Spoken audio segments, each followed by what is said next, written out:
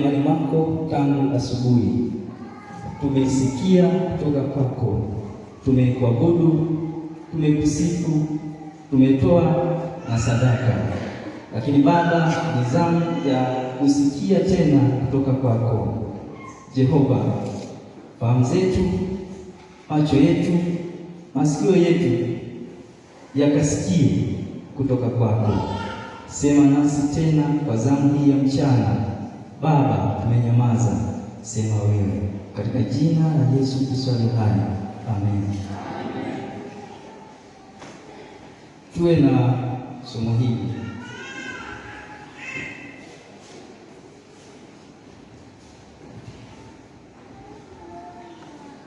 Chimbua kisima chako.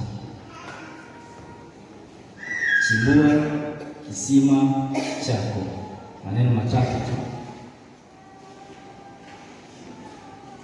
Chimbua kisima chako.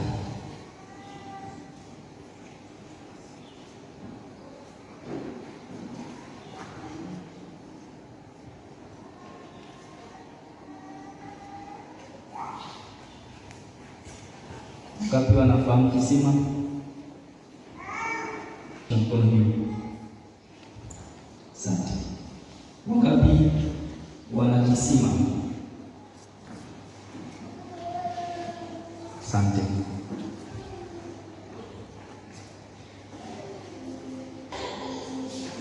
Simu. Wangapi wanafahamu simu? Nyosha mkono. Asante.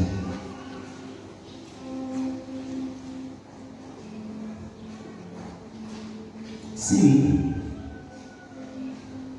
ikiishiwa chaji,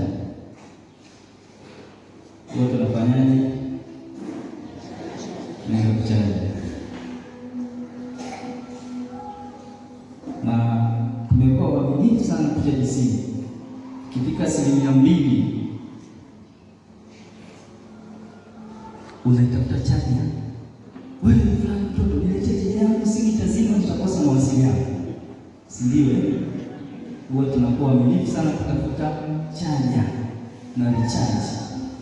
Kina Sadoki wanasema una recharge, tunarejesha. Kisima ni shimo refu lililotobolewa au kuchimbwa ardhini kwa lengo la kupata maji, mafuta au gesi kutoka kwenye chemichemi za chini ya ardhi. Unapochimba kisima, hasa nyinyi mlionyosha mikono, lengo kubwa ni kutafuta maji. Si ndio? Lengo kubwa ni kutafuta maji yaliyoko chini ya ardhi. Kuna chemichemi chini ya ardhi, ili uzifikie lazima uchimbe shimo refu. Nimependa historia hizi habari.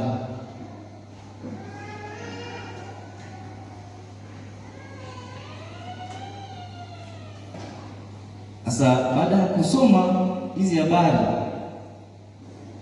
niliendelea kutafakari.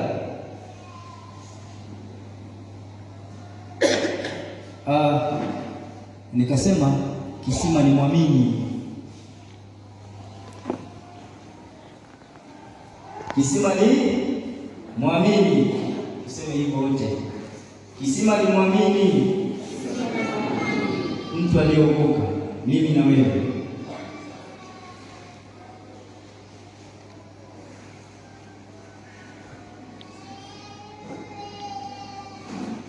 Kisima kinatoa chemichemi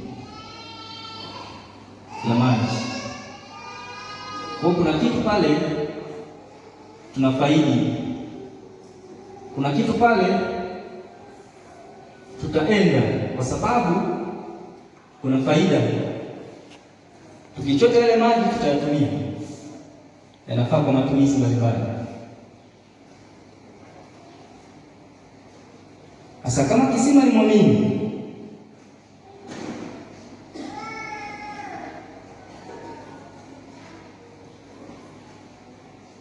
yawezekana kuna uchafu uliokuziba, hatuoni tena chemichemi kwako.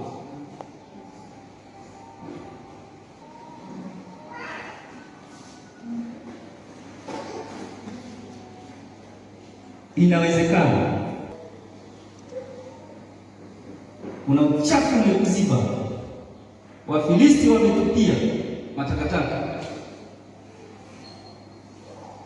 wanataka wakuangamize.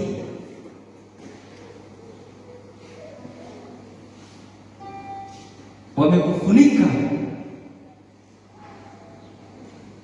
hakuna chemichemi iliyobubujika tena. Watu hawawezi kuja kuchota tena kwako, umefunikwa na matakataka, uchafu. Kuna harufu mbaya zinatoka ya mkini.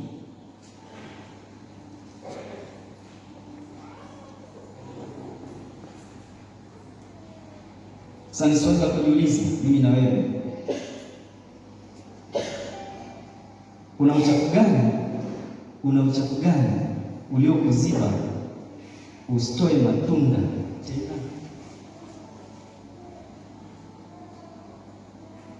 Una uchafu gani uliokuziba usitoe matunda tena? Lazima nijiulize, lazima ujiulize kama muamini. Una uchafu gani uliokuziba usitii sauti ya Mungu tena?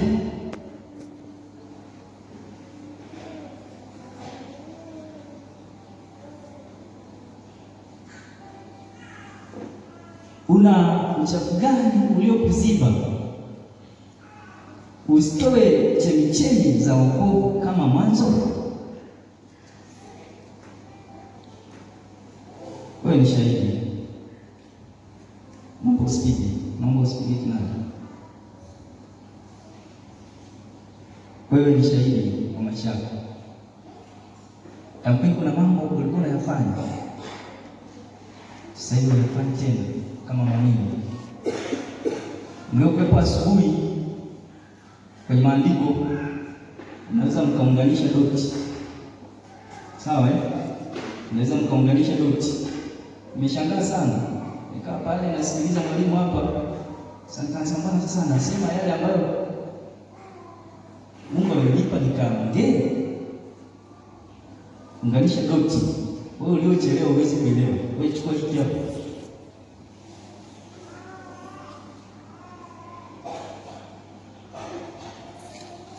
Kuna uchafu gani uliokuziba usitoe matunda?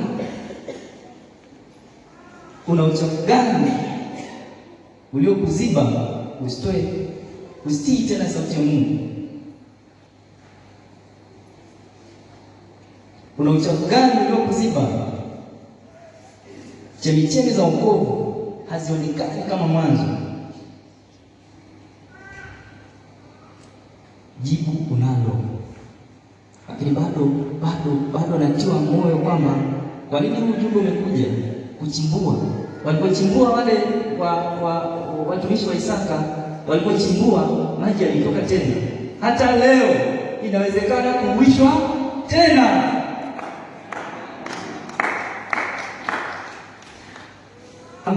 Kuna mambo ulikuwa unayafanya mwanzo kama mwamini yamekufa.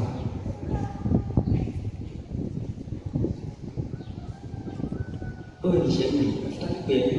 Wewe ni shahidi. Kuna mambo ulikuwa unayafanya yamekufa.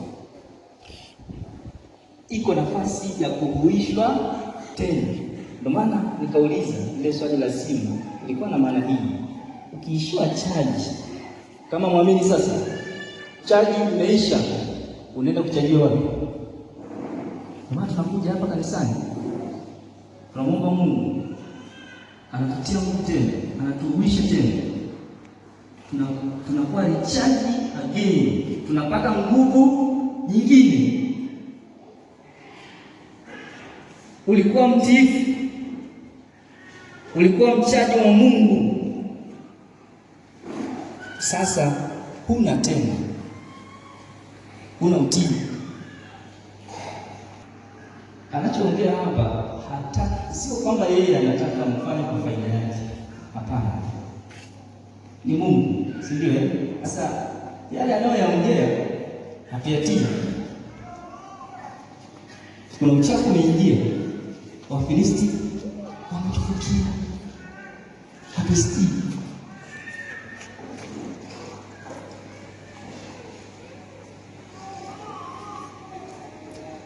ulikuwa una nguvu ya ibada, ulikuwa na bubujiko la ibada ndani ya moyo wako, sasa hivi halipo tena. Naposema nguvu ya ibada, maana zile chemchemi za kutamani kuhudhuria ibada wakati ulikuwa na hizo nguvu, sasa hivi hazipo. Wakristo wamefikia, kuna nafasi ya kuhuishwa tena. Ndio maana tunasema chimbua kisima. Ile nguvu ya ibada, ile shauku ya ibada ulikuwa nayo imefikiwa, haipo tena. Unakuja tu kama Mungu nisaidie. Tukinywa soda, ile kopo la Pepsi likiwa na kitu ni la thamani kweli, si ndio? Ni la thamani sana, na lishikilia vizuri, lakini baada ya kuimaliza ile soda na itupa, unaweza kupiga teke, si ndio? Halina kitu tena. Sasa Mungu atusaidie, tusije tukawa tunaingia kanisani tumekuwa kama lile kopo. Yaani tunakuja tu kwa sababu tunakuja, ile nguvu ya ibada hatuna tena. Tunakuja ili tusije tukaulizwa, mbona leo mpenda ujaja kanisani? Acha tu niende, kwa sababu ataniuliza maswali, lakini ile nguvu haipo. Kuna mambo yamepotea, basi ya kuhuishwa tena.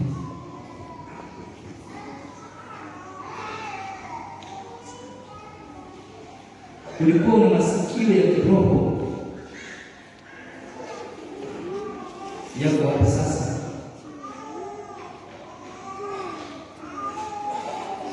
Wakristo wamezika. Sasa kama masikio ya kiroho yamezibwa, ukiambiwa mambo ya kiroho huwezi kusikia, huwezi kuelewa. Unamfanya sasa yule anayekwambia awe kama mpiga pato na debe. Kwa mbuzi anapochunga, mfungia mahali anachunga, afu unapiga debe ile. Kuna kitu chochote kinaweza kikamwathiri yule mbuzi. Sasa kama masikio ya kiroho yamezibwa, hata watangaze vipi hapa mambo ya kiroho, unamfanya yule anayetangaza usikii yamezibwa. Wakristo wameyachukua, wameyafukia chini, hayapo tena. Kuna nafasi ya kuhuishwa tena, iko nafasi ya kuhuishwa tena. Chimbua kisima chako, tuko hapa.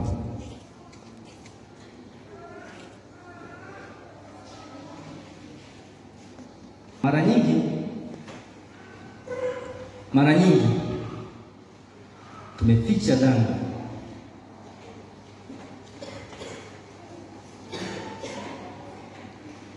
Tumeficha dhambi, alafu tunaingia hemani mwa Bwana, tunaingia hekaluni mwa Bwana, lakini dhambi tumezificha. Tumetumia neno hili tume, usije mkasema yeye amejitoa. Na dhambi ni uchafu unaoziba masikio ya mwamini.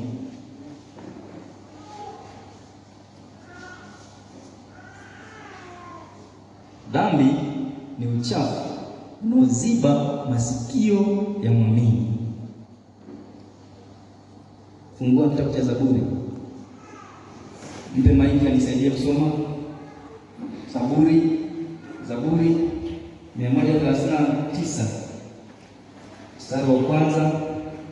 Soma mchache hapo, andika mpaka wa 12. Soma kwa katika jina la Yesu. Amen. Zaburi ya 139 kuanzia mstari wa kwanza na kuendelea. Sawa. Ee Bwana, umenichunguza na kunijua. Wewe wajua kuketi kwangu na kuondoka kwangu. Umenifahamu wazo langu kutokea mbali. Umepepesa kwenda kwangu na kulala kwangu, umeelewa na njia zangu zote. Maana hamna neno ulimini mwangu usilolijua kabisa Bwana. Rudia mstari wa 4. Maana hamna neno ulimini mwangu usilolijua kabisa Bwana. Umenizingira nyuma na mbele, ukaniwekea mkono wako. Maarifa haya ni ya ajabu, yanishinda mimi, hayadirikiki, siwezi kuyafikia. Niende wapi niepushe na roho yako? Niende wapi niukimbie uso wako? Kama ningepanda mbinguni, wewe uko. Ningefanya kuzimu kitanda changu, wewe uko. Ningezitwaa mbawa za asubuhi na kukaa pande za mwisho za bahari, huko nako mkono wako utaniongoza na mkono wako wa kuume utanishika. Kama nikisema hakika giza litanifunika na nuru inizungukayo ingekuwa usiku, giza nalo halifichi kitu, bali usiku huangaza kama mchana. Giza na mchana kwako ni sawa sawa. Rudia mstari wa 12. Giza nalo halifichi kitu, bali usiku huangaza kama mchana. Giza na mwanga kwako ni sawa sawa. Asante, ishia hapo. Sasa hapa nilikuwa naongelea kwa habari ya kwamba mara nyingi tumeficha dhambi, imetumbua. Ukisoma, nirudie mstari wa 4. Maana hamna neno ulimini mwangu usilolijua kabisa. Mstari wa 12 anasema giza nalo halikufichi kitu. Giza nalo halikufichi kitu, bali usiku huangaza kama mchana. Giza na mwanga kwako ni sawa sawa. Sasa tumeficha dhambi, lakini ukisoma hii Zaburi, hiki kifungu hiki, sidhani kama kuna kitu unaweza kukificha. Yaani ukamficha Mungu ngumu. Kama tu ulimi, anasema mstari wa 4, maana hamna neno ulimini mwangu usilolijua kabisa. Sasa sijui tunaficha alafu tunajihudhurisha kuja kwake.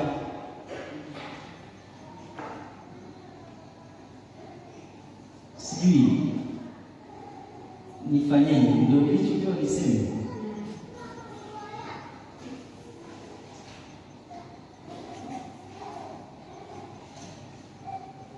Unamficha mtu asiyeweza kufichwa, alafu hapo unakimbia, unakuja hapa kwake, unajihudhurisha huyo mficha, unamwabudu.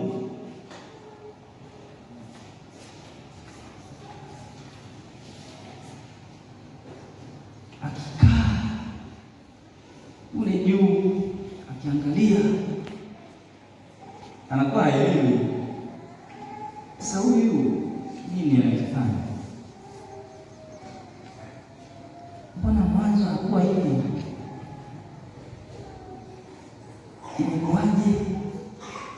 Yakini amekufundisha mara nyingi, urudi utaki, umeshazikwa na Wafilisti.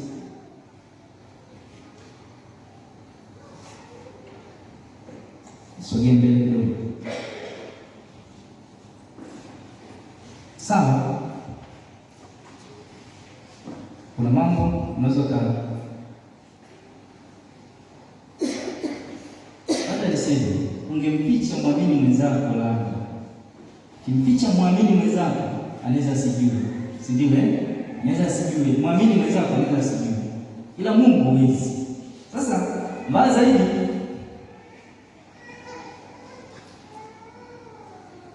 wapo watu wanaomwakilisha Mungu. Upo mchungaji anamwakilisha Mungu, kwa maana analilea kundi. Sasa nikasema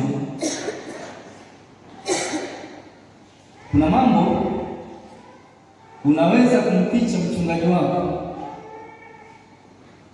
lakini moyo wako unakwenda na mchungaji wako. Umeelewa sentensi? Umeelewa sentensi? Kuna mambo unaweza ukamficha mchungaji wako, sawa, umemficha, lakini nakwambia moyo wako unakwenda na mchungaji wako. Nimeogopa kidogo ulipomwita Sadoki ukamwambia nimeteswa sana. Hiki kitu mbona nimekiandika pale? Hiki hapo nimekiandika. Nimeteswa sana Sadoki. Kwa nini? Moyo wa mchungaji umekwenda na Sadoki. Utasema napiga upate. Soma Wafalme wa pili mlango wa 5. Wafalme wa pili mlango wa 5. Wa pili sura ya 5 mstari wa 20. Neno la Mungu anasema, lakini Gehazi mtumishi wa Elisha mtu wa Mungu akasema, tazama, bwana wangu amemwachilia huyo Naamani Mshami asivipokee mikononi mwake vile vitu alivyovileta. Kama Bwana aishivyo, mimi nitamfuata mbio nipokee kitu kwake. Basi Gehazi akamfuata Naamani, naye Naamani alipoona mtu apigaye mbio anakuja nyuma yake, alishuka garini akamlaki akasema, je, ni amani? Akasema, amani. Bwana wangu amenituma kusema, tazama sasa hivi wamenijia kutoka mlimani mwa Efraimu vijana wawili na wana wa manabii, uwape na kuomba talanta ya fedha na mavazi mawili. Naamani akasema, uwe radhi ukatoe talanta 2. Akamshurutisha akafunga talanta 2 za fedha ndani ya mifuko 2 na mavazi mawili, akawatwika watumishi wake wawili, nao wakayachukua mbele yake. Naye alipofika kilimani, alivitwaa mikononi mwao, akaviweka nyumbani, akawaacha wale watu kuondoka, nao wakaenda zao. Lakini yeye akaingia akasimama mbele ya bwana wake. Elisha akamwambia, watoka wapi Gehazi? Ndio mstari huo 25. Lakini yeye akaingia akasimama mbele ya bwana wake. Elisha akamwambia, watoka wapi Gehazi? Akanena, mtumwa wako hakwenda mahali. Rudia tena hapo alipoanzia. Akanena, mtumwa wako hakuenda mahali. Ndio. Akamwambia, je, moyo wangu haukwenda na wewe? Hapo ulipogeuka yule mtu katika gari akulaki. Rudia tena hapo. Je, moyo wangu haukwenda na wewe? Hapo alipogeuka yule mtu katika gari ili akulaki. Je, huo ndio wakati wa kupokea fedha na kupokea mavazi na mashamba ya mizeituni na mizabibu na kondoo na ng'ombe na watumwa na wajakazi? Basi ukoma wa Naamani utakushika wewe na wazao wako hata milele. Naye akatoka usoni pake mwenye ukoma kama theluji. Asante. Sasa hizi habari sio nzuri. Hizi habari sio nzuri. Utakumbuka baada ya Naamani kuponywa, Naamani ni sawa, sina shida na Naamani. Bwana, umeniponya, nikupe basi zawadi, nikupe basi shukrani, nikupe basi vitu hivi. Anamwambia Elisha. Naamani akasema no. Elisha akasema hapana, kuwa na amani kabisa, nenda na amani kabisa, Mungu amekuponya. Kumbe Gehazi anasikia hizo habari, si alikuwa naye mtumishi wake, mara nyingi wamefanya huduma pamoja, wapo naye, anasikia hizo habari. Bwana, chukua, nikupe hizi zawadi, nikupe hiki, nikupe hiki. Elisha akasema uwe na amani, nenda, Mungu amekuponya. Sasa baada ya kutoka pale Naamani, wakati anarudi, Gehazi anakimbia. Maneno aliyosema pale amesoma kwamba akakimbia mbio. Lengo la kukimbia mbio, akavipokea vile ambavyo Elisha amevikataa.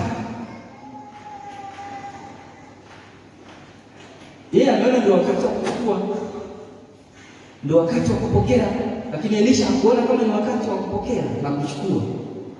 Sasa alipofika akajieleza, akapewa vya kupewa, akarudi.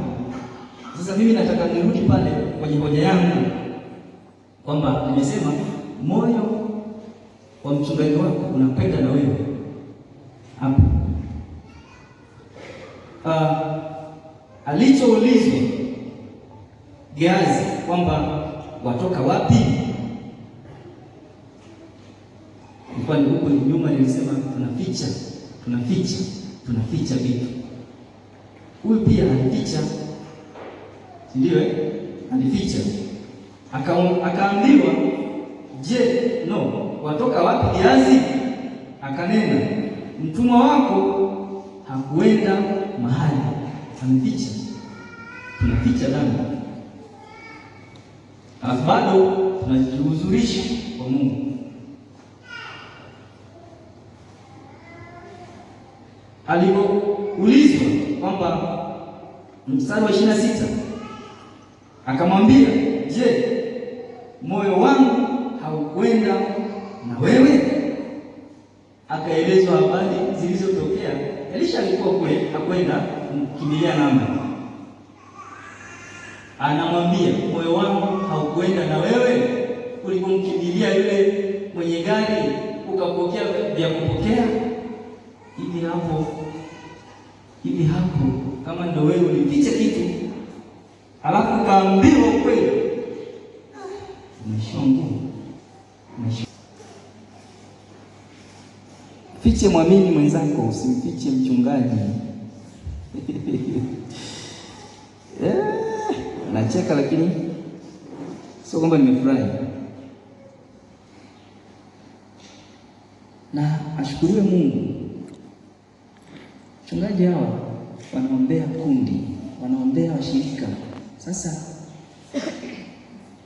nina imani kubwa sana kwamba mtu anayeliombea kundi lazima tu Mungu atamsemesha kwa habari ya lile kundi. Lazima kuna habari tu atasemeshwa.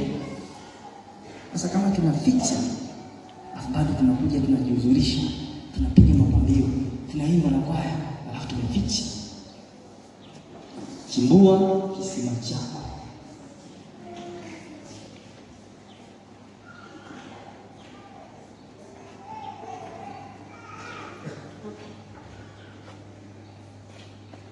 Sijui ujumbe umenisumbua, nataka nibadilishe, nikashindwa.